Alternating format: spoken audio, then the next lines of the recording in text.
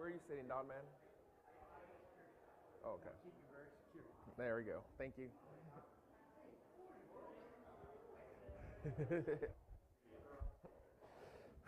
I always get nervous. It don't matter if I'm teaching. If I'm teaching here, the team, I always get nervous. Always.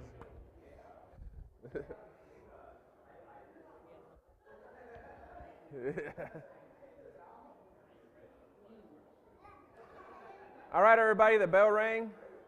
Let's be respectful of our time. Normally, I'm.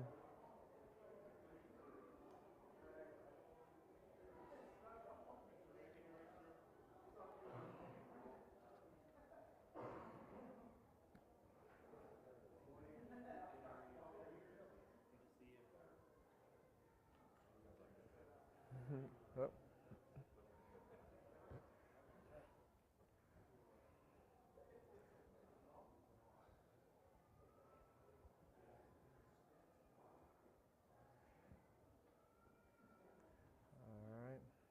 We'll let everybody get settled in, and then we'll start with our class.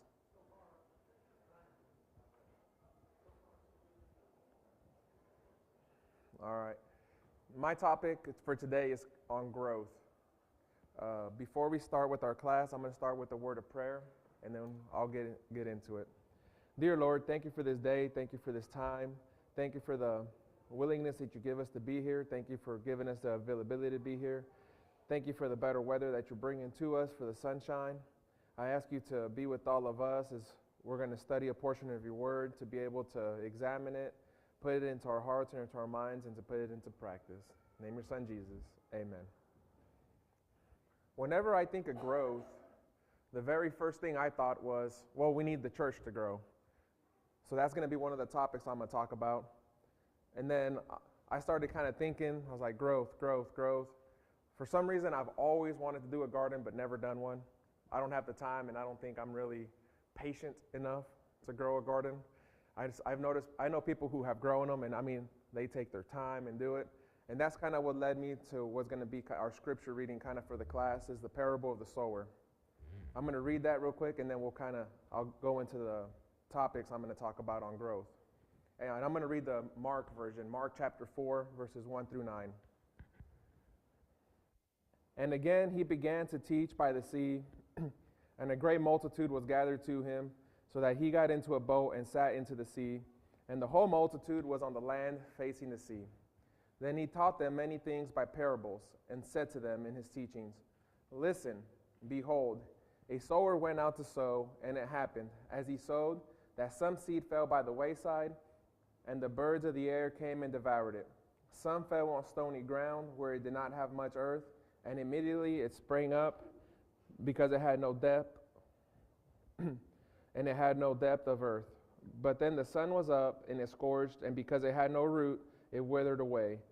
And some seed fell among thorns, and the thorns grew up and choked it, and yielded no crop.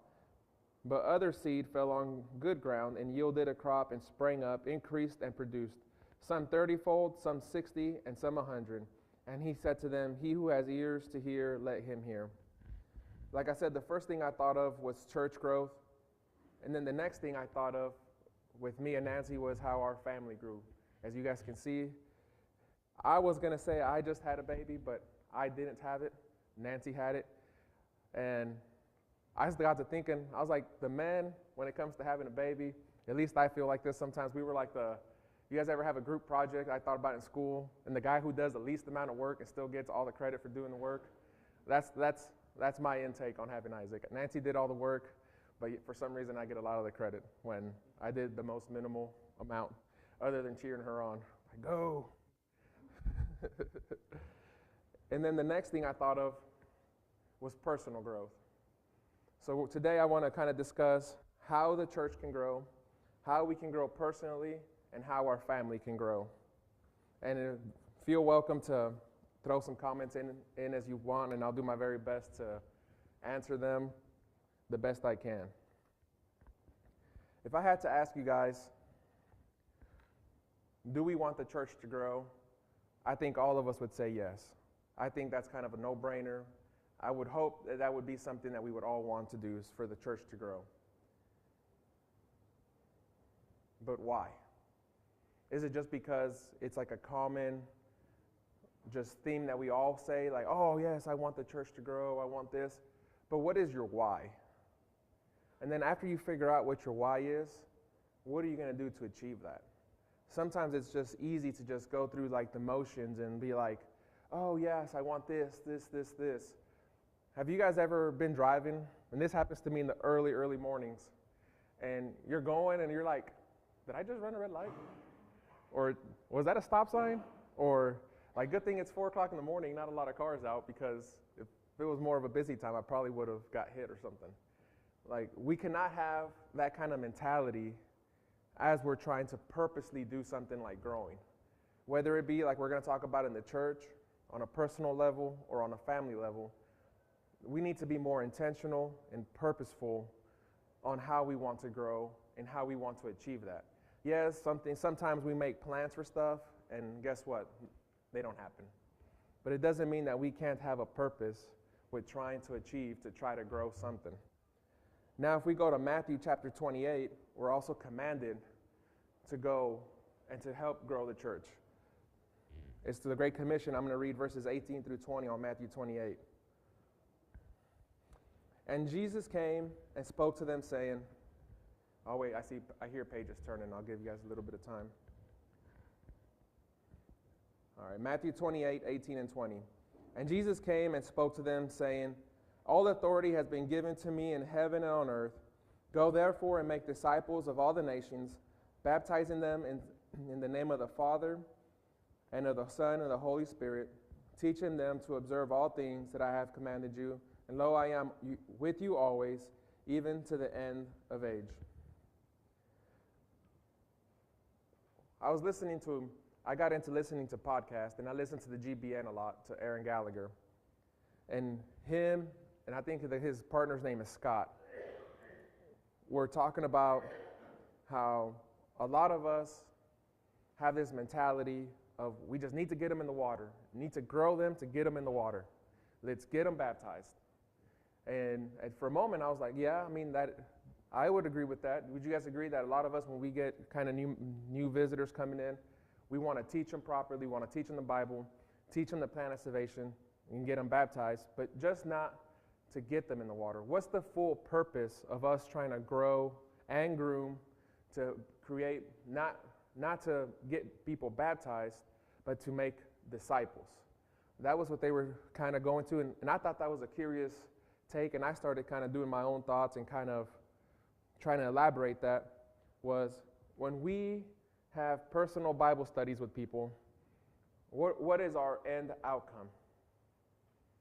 I feel like I fall into that category where I'm guilty. I'd be like, yes, I need to teach them enough to teach them about the importance of being baptized and being added to the Lord's church. Like, that's my priority. But is that the finish line? Once we achieve that goal, if it's achievable, because we can't do that for them, is that the finish line? This is open, this question. Would you guys say that it's the beginning?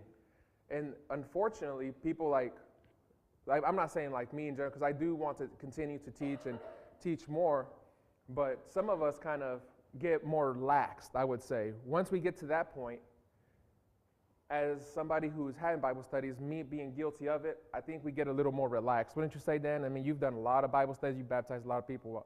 I've only baptized one person, and I was really scared. I was scared. I get really nervous easily, as you guys can tell. Is that what we're commanded to do? To baptize people? Yes. But if you look into it deeper, it says, go therefore and make disciples of all the nations. And then I like the term, I don't like it, but I just thought it was funny, a term that Aaron Gallagher used on his podcast. Do we dunk and ditch people that we want to teach class to, or that we teach the Bible to? And if we look at the overall picture of growth and growing the church, if we do the dunk and ditch, like Aaron Gallagher kind of put it in air quotations, are we growing the church? Just because we got people to get baptized, is that technically growing the church? Once they come out of the water, it is still our job, if we believe in wanting the church to grow, to continue to teach them, to make them disciples, to mature them, and for them to be able to have their own Bible study with somebody else. Because if we don't do our part to continue to grow the person that we are already teaching, to furthermore them teach somebody else, then if we forget that stage, what's eventually going to happen? There's going to be nobody else to continue after us. And I saw this post a long time ago on Facebook, and I think about it often, and I'm going to refer to it a little bit as through our class of growth and it's going to come up in the next topic, is generationally, there's been, not surveys, but just data or whatever you want to call it, on how, for example, my grandparents, I'm the only member of the church in my family, but in their religion, in their belief, they were really strong believers. And then came the next generation, and it slowly withered away a little bit less. And then came to another one, and there's a little bit less. And it was essentially an upside-down pyramid of how generationally religion becomes less and less and less important as the generations come. And I think that has a little bit to do with this. That if we don't make it the importance of making disciples out of people, just not getting them baptized, then we lose the full thought process and the actual growth of the church. Yes? I think what's really important in all of this is, yes, we absolutely want to study with individuals if they're not at that point to where, they believe they need to be baptized. But I think a crucial part that's often lost is, we're supposed to be a family. We're supposed to be relationship building, and we need to be building relationships with the people we're studying with, so that they feel like they're cared about. They, like I said, the Bible talks about the kingdom of God and the church as a family, and so they want to be a part of that family. They want to feel like they belong, and if we dunk in a ditch or whatever it is, obviously that shows you don't really care about the person, you're just caring about the number. Yep. Yeah, that was going to be my next topic when I actually talk about us personally here at Pacific. Because now I was going to ask also, not here, but moving in I was going to slowly move into that. Would we say that the church is dying? You hear that a lot. At least I hear it a lot, maybe because I come from a congregation that is technically, air quotes, in Tulsa, that is somewhat dying. They're getting older, not many new members. But what is the cause? I was doing cause and effect. Like if you want something to happen, you got to do something about it to have a result. One time I went to a congregation when I was traveling and I was visiting. It was a Wednesday night.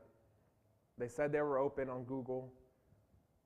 We park, or I park, and all the lights are off. I go to the front door, door is locked. And I'm like, this is kind of strange. Even their sign up front says Wednesday Bible study, 7 p.m. I'm like, it's kind of strange. I was a little disappointed. Maybe they forgot to change their sign. As I'm driving kind of around, because they have arrows kind of going to the back to exit the parking lot, I see a lot of more cars parked in the back. And there's people parking. I ask them, do you guys have Bible study today? And they say, oh, yes. But we don't open the front, and we just kind of go in through the back door and we park back here. Does that sound like a church that wants to grow? And unfortunately, I've been to more than just one of those on Wednesday nights, where to me it felt like they're only opening the doors to them. They're not as inviting to everybody else. And I even brought it up I asked who their elders were, and I brought it up. I was like, I felt a little uninvited when the front door was locked, none of the lights were on, and there's essentially no cars parked right here in the front, like in the closest to the front door. Like I almost left because I thought you guys canceled service. So would that be a description of a church that wants to grow? I would say not. And then I was going to say, kind of like, well, Cody said it in a better way. And that's what I love about Pacific. Pacific is the complete opposite of this. From the first time, and a lot of the stuff I'm going to talk about today in growth, I relate kind of to myself. A lot of the stuff I talk about because I went kind of through it. I can't speak for you guys, I can only speak for myself. Whenever we came to Pacific for the first time, it was a complete opposite of that. And then we ask ourselves, is Pacific growing? Now we're going to get more on a personal level. Is the Pacific congregation growing? And I would like to say yes, but why? Because we have a group of individuals, a family. We have a church family here made of different families who are very welcoming, who love each other, who are willing to love anybody that comes in, who are willing to teach the truth, who are willing to be inviting, have that personality where you invite people. Our doors are always open for every service. I have never been here for a service where the doors are locked. I mean, when I'm the first one here, they are. But typically, by the time service starts, they're unlocked. It's kind of rare that I'm the first one here. Now, as we're growing, at least I see this in myself sometimes. Do we ever tend to be like, okay, do we get to a level of contention and kind of stop the growth? Or what are we going to do to continue growing? Like I said, for me, outside looking into the congregation, I am very happy. I am happy for me and my family that we're here, and I like in the trend we're going to until we're growing. But I think there's a danger spot that I've dealt with me personally, and like personal growth that I'll talk about, where we get to a level of where we're content, so we're going to kind of halt the growing. We're happy here, let's just stay here. How can we keep things moving forward? Any suggestions on that one?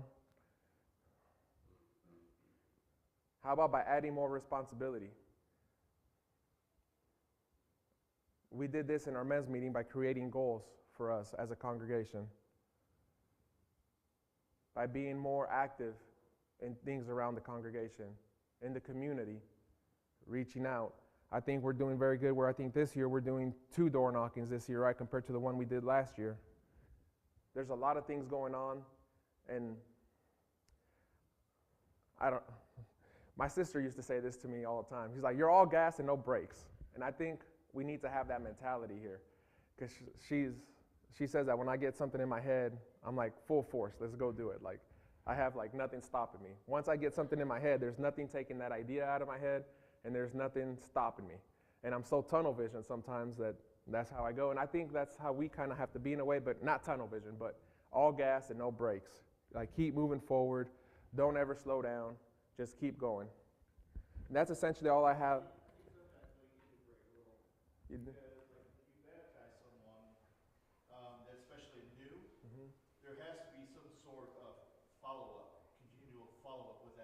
Oh, yeah. Because you just can't, like, baptize and go, let's go get to know him, baptize, let's go oh, yeah. baptize. You got to slow down a little bit and nurture that person and reach out to that person and become friends with that person. Because if you're just, you're going to be throwing people out of the car while you're... What I meant by keeping your foot is, like, keep moving forward as, like, trying to, how do I explain it? Maybe I should have had more thought into this. I agree 100% what you said. Maybe not all gas, I guess. Maybe halfway throttle. I don't know. But what I was trying to say is not to get to that level of where we're content. We're like, okay, we're happy here. Let's just stop. Let's just stop everything we're doing, be happy. Because I've seen that with myself in other aspects, not with church, but with other aspects.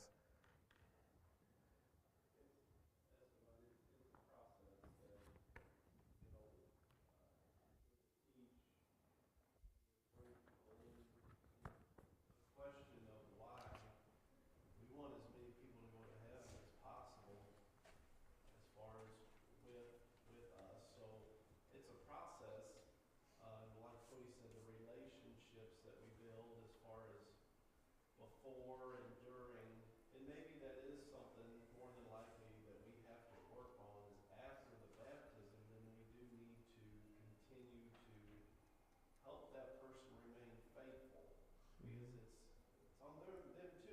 Yes. Okay, but it's on us where we need to make sure It's a that team effort. we're providing, the teaching, the encouragement, the familyness, whatever term you want to use. But it's, it's something where, and that's probably one of the things we could look back on and say maybe there needs to be work. I'm going to say, in different parts of the United States, the church is really strong. This area is not as strong. Further north you go, it's very weak. But even in this area here in the Midwest, and I'm not going to name the congregation, but I had a preacher reach out, and he says, I'll do a gospel meeting at no charge for them. And they basically declined because they said, we don't feel like we can, if we have that, we don't feel like we're able to do the work, which is sad. And so I think sometimes people may be afraid, unfortunately, like if there's only 5 or 10 or 15 people, they may be afraid. It's like, if we have visitors, what are they going to bring in? Is it going to be air? And we're going to have to combat that.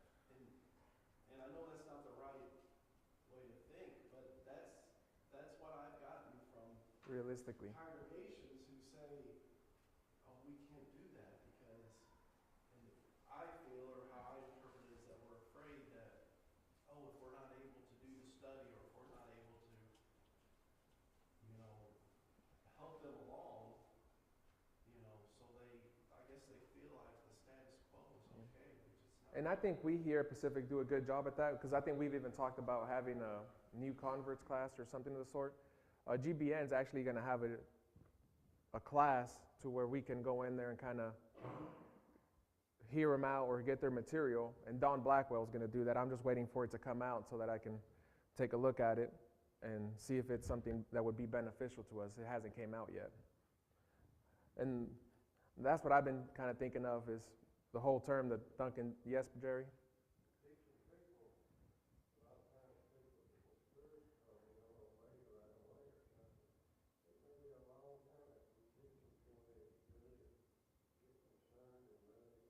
Embrace it. It took me 18 months. Yeah.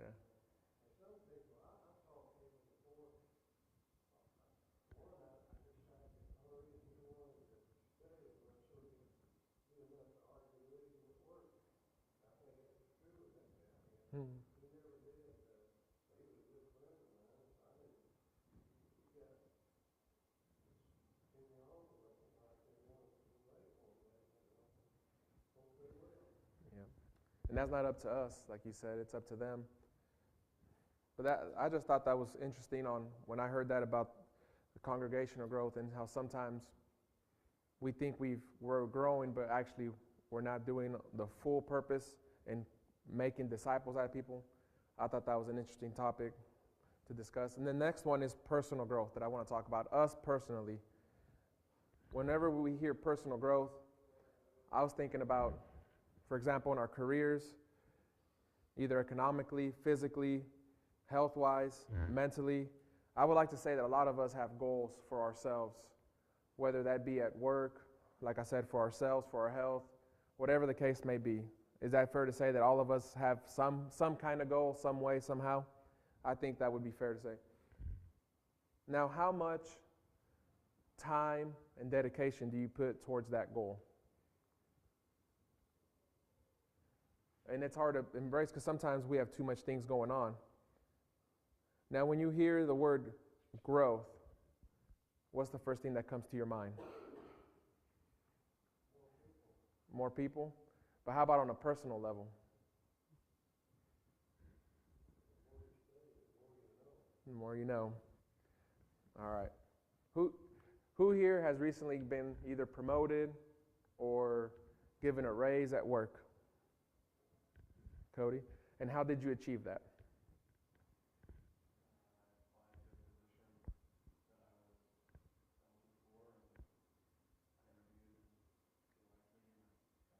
I guess that's different than where I come from. Where I come from, typically you gotta work, and then you finally get it, then you just work some more. And yeah, okay. Well, I've never been part of that where you actually apply for the position. Normally, where in the construction where you get it, you have to essentially prove yourself, work hard enough to where you prove yourself that you're capable of doing things, and then they come to you and ask you, hey, we've noticed that you've been working hard, you've been doing this, would you be willing to accept this position? Or at least that's how it's always been for me. I didn't know, I never heard of applying for a promotion. My bad. I never heard of that. My bad. But I'm sure you had to meet certain requirements, correct? And how did you meet certain requirements? By either studying, going to school, or by growing in your trade, whatever the case may be, and becoming that. And then right now that I looked up and saw Lane, I just thought of this. Lane, you just recently became full-time, right? How much time did that take? Am I right? Is it okay if I ask?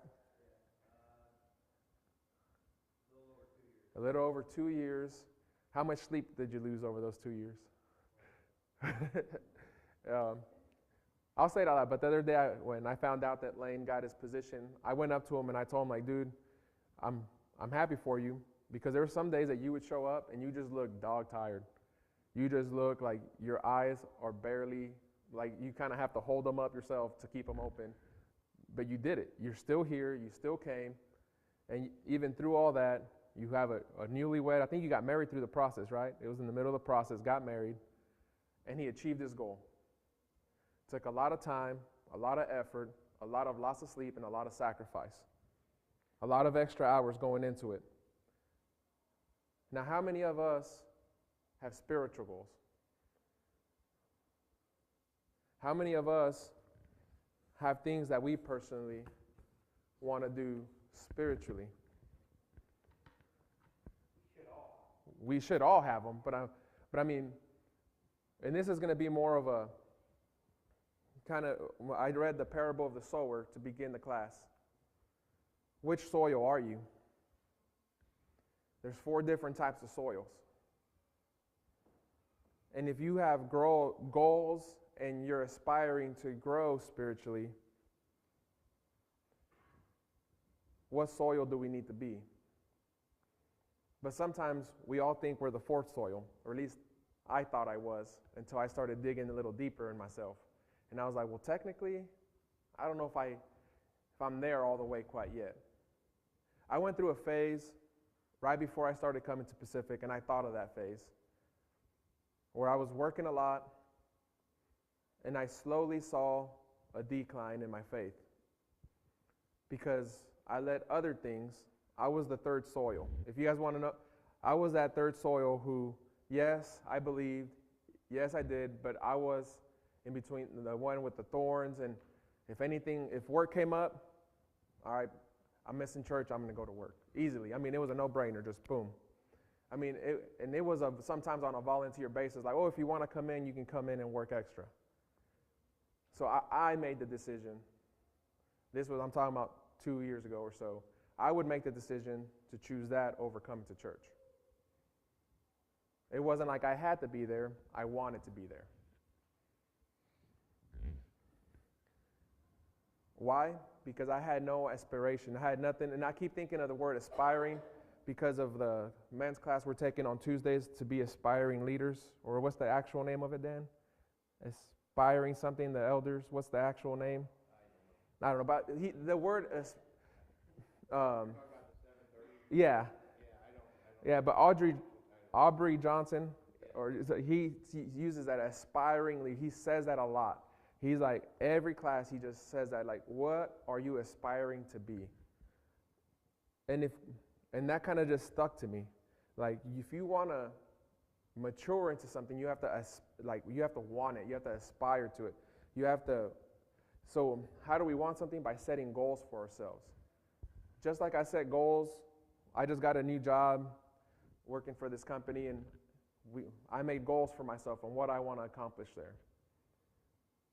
And I don't think I've set just as big a goals for myself here, for my spiritual life. I set a goal for me a long time ago, and I still haven't came nowhere near to achieving it. I told myself I wanted to go to some kind of preaching school and learn and be better, just not to become a preacher, but to have better knowledge. Just because I started so late in my Christianity, like I got baptized when I was 25, I felt like I'm 25 years behind everybody else. So I told myself I want to go to some kind of school to kind of help catch me up. And I looked them up, and then it ended there. But yet, on my personal goals that I want to achieve, I'm still moving forward with them. I feel like sometimes they should be the other way around. If I want to grow spiritually, I should have moved forward with my spiritual goals and left my personal ones behind a little bit. And we have to find that balance. It's hard. As I was studying this and talking to them, I'm like, yes, it's so easy to say, I'm going to do this, I'm going to do that. But finding that balance is the hardest part.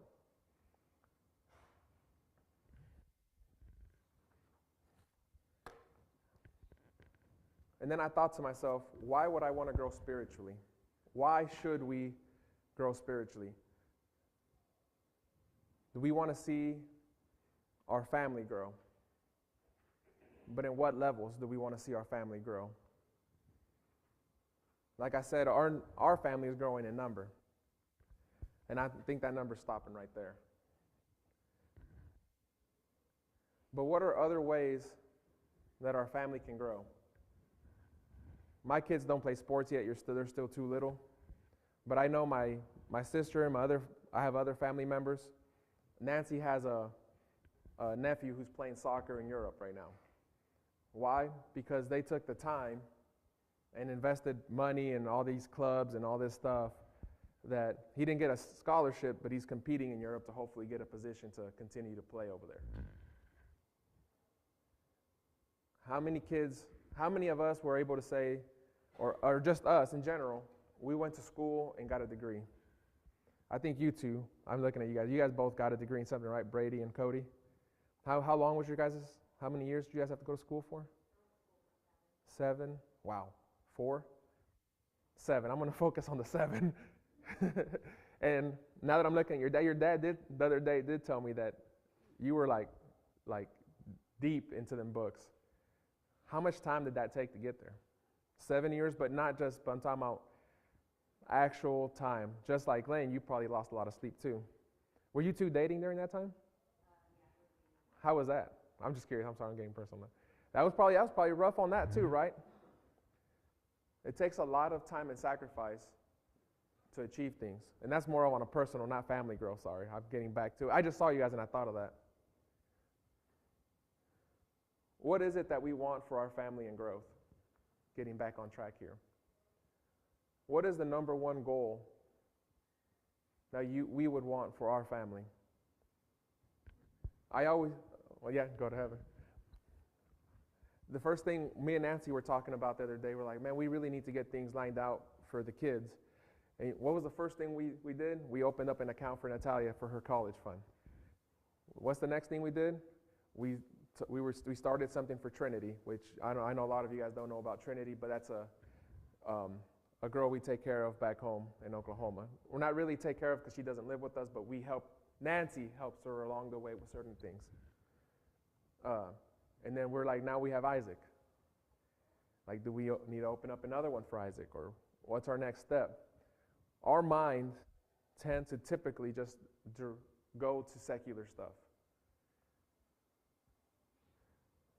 A little example I have of that is when we first moved to Missouri, I think Natalia was like 18 months or something, and we wanted her to learn how to swim because neither me or Nancy know how to swim. And we were like, that way if she gets invited to pool parties or whatever, we at least feel comfortable knowing that she can defend herself, and we're not going to rely on a lifeguard or if a parent will catch her drowning or something. We went to the Y. The only available for her age group that was available was on a Wednesday night. I was going to a different congregation in the area, didn't have Wednesday night services. So we're like, okay, cool, we'll sign her up for Wednesdays. And then now looking back, I should have been like, nope, maybe we should look for somewhere else to go that had Wednesday services. And then I look back and I told Nancy, then we came to Pacific because Nancy went to that congregation where I was going. She's like, yeah, this is not for us. She's like, this is not good for Natalia. There was, on a Sunday morning, I think there was 18 there or something, 15. And Natalia was the only kid. So Nancy did some more research, Googled, we found Pacific. The Rings were the first family that kind of gravitated to us.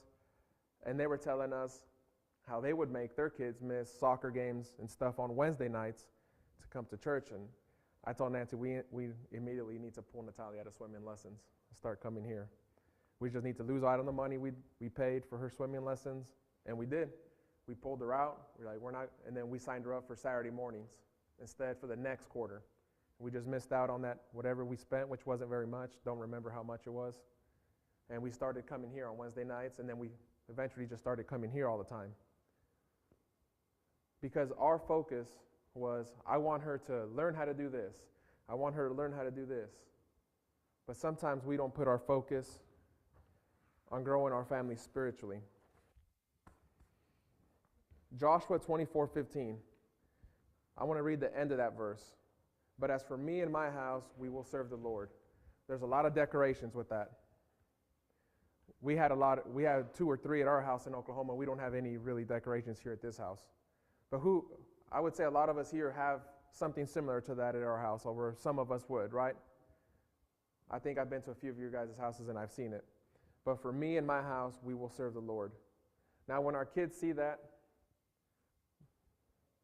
at least I would hope when my kids see that, they know the true meaning behind that. I don't want them to think that's just a decoration that we put up in our house. I want them to have more of an intimate meaning to that.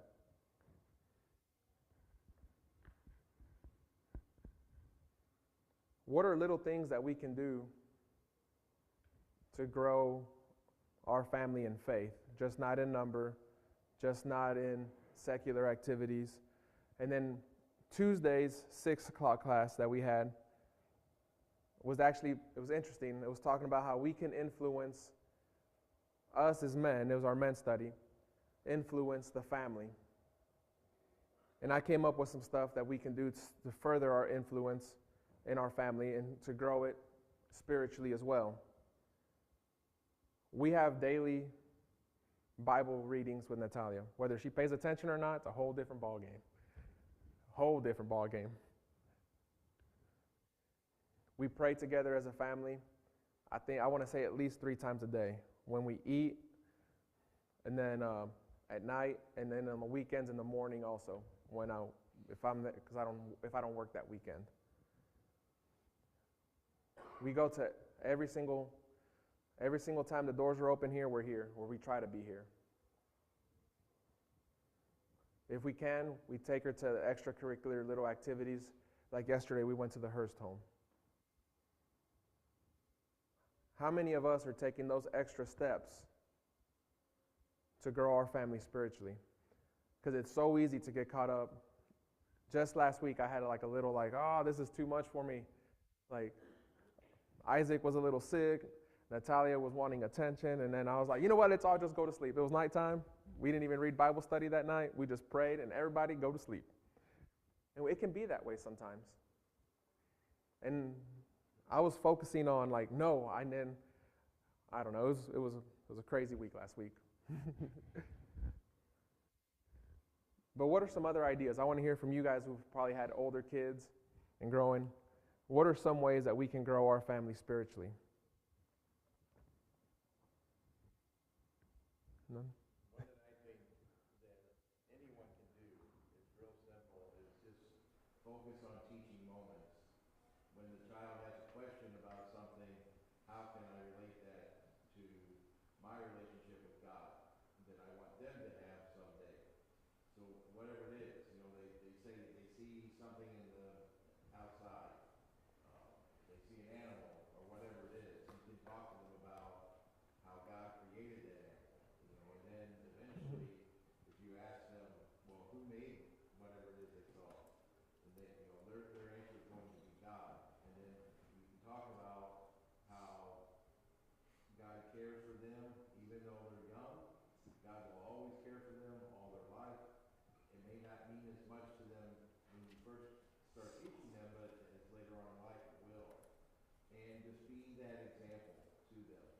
show them that God is important in your life, Jesus is important.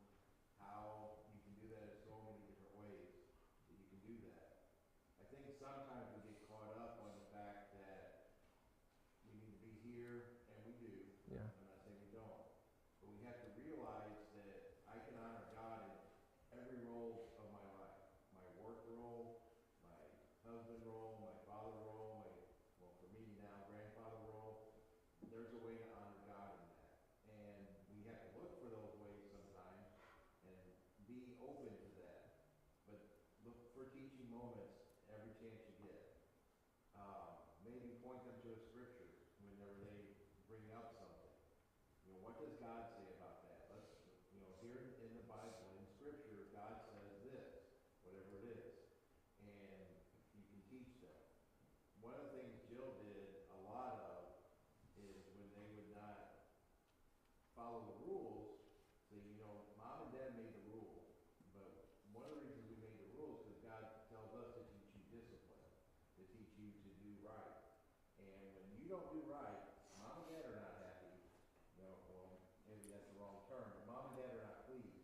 God certainly is not pleased when you do wrong. God's not pleased when mom and dad do wrong. So there was an example given recently. I spent some time in India, but my uncle was there.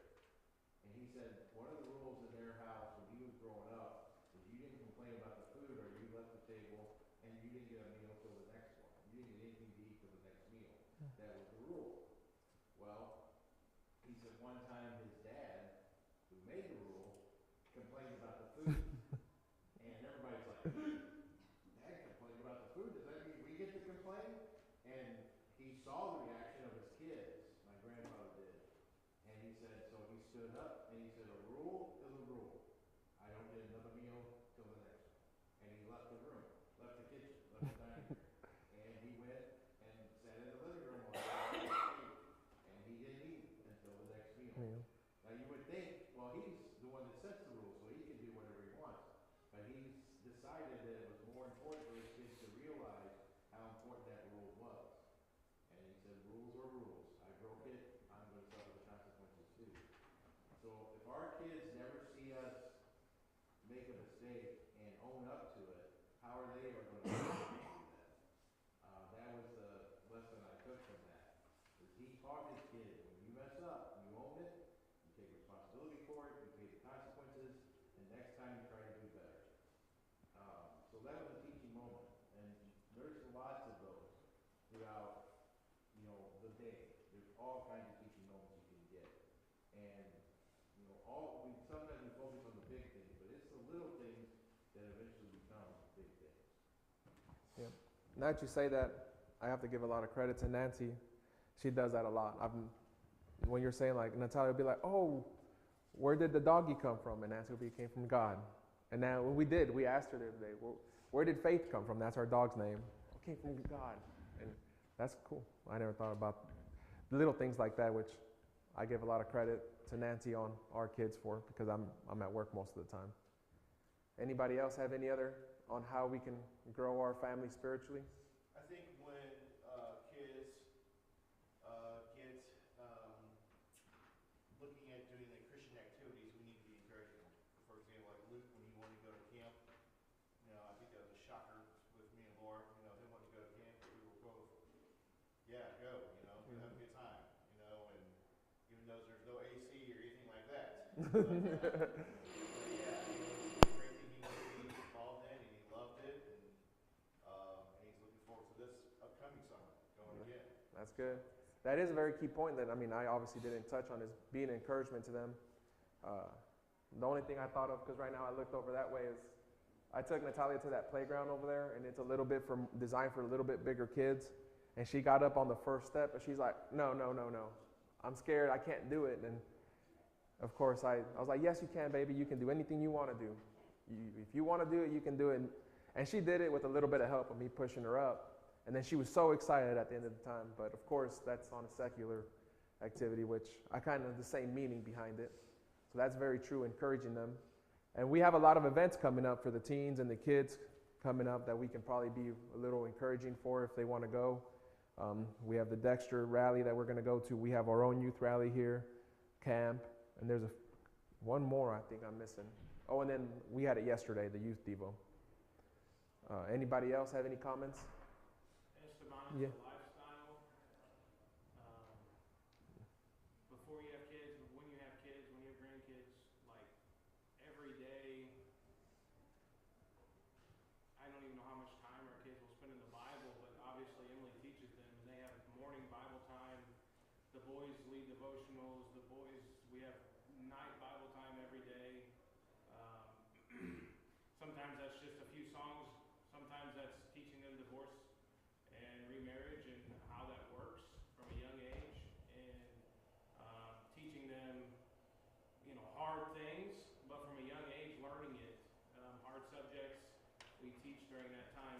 Half the time we travel is not for pleasure. It's for we're going to endurance youth camp, family camp, endurance family camp in Texas. We're going to AP camp down in Alabama. We're going to visit the Millers from Apologia Express. We're doing all those things so those kids are around kids that are like-minded, and our focus and money goes towards that.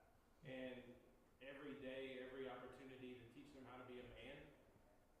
How do you fix the car? How do you fix the hot water heater? How do you fix when stuff breaks? How do you fix it? How do you be the man? How do you take care of your women? What do you do for them? The other way around, how does your daughter, how does she learn how to be pleasing to God by taking care of her man, her husband, and her kids? And how does she do that? And getting firsthand experience. So all those things, it's a lifestyle. It's a complete commitment to their spiritual upbringing and who's spending time with them. And so that's been our commitment to our kids, is that we're going to be the ones doing that, not somebody else. And so it's complete lifestyle. That's very true there. Christian lifestyle is, you got to be all in, and if you want your kids to be all in, you got to be all in. You can't be halfway in. And so can't be they lukewarm. got to see you doing Bible studies. If they're ever going to do Bible studies, they got to see you doing them. If they ever going to see you reading your Bible, they got to see you reading your Bible. They are watching everything you do, and so your life is, and taking every opportunity, like Dad's saying, like every opportunity, when they talk about stuff outside, stopping and talking about it, having scripture up on your wall, but reminding them every time they get in trouble, where's the scriptures about this? Why are you getting in trouble? Why, God has commanded mom and dad to discipline you. If mom and dad are not disciplining you, we are sinning. And so knowing that, they need to know all those things. And so it's a constant battle to be consistent. It's a constant battle to put their needs above your own. But it's the most worthwhile thing you can do. Yep. Thank you. That is true. It is a lifestyle. He brought up doing Bible studies, like having them come along when you do a Bible study. My dad did that. And I didn't think much about that when I was young. I just thought, hey, I get to go do something with my dad. I thought that was really cool. But now looking back on it, he was teaching me, hey, this is what you do as a Christian. And he would tell me, he's like, you think I'm doing this because I'm a preacher? And of course my answer was, yeah, that's why you're doing this. He's like, no. He said, I would do this if I was a preacher or I wasn't a preacher. This is for Christians to do. And those lessons stuck with me, and I had to think about that. I didn't think about that as much as I should have being young, but when I got older, I started implementing that and taking me along every time you do a study. Well, thank you. Our priorities is good to know. Yep. Yes, Brother Jerry, and then last comment before we end.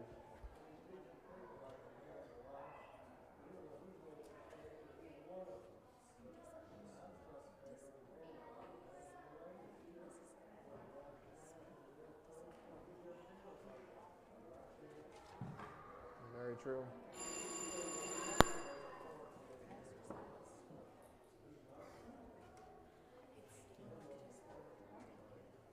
right. Yep. Well, thank you guys for your time and your attention.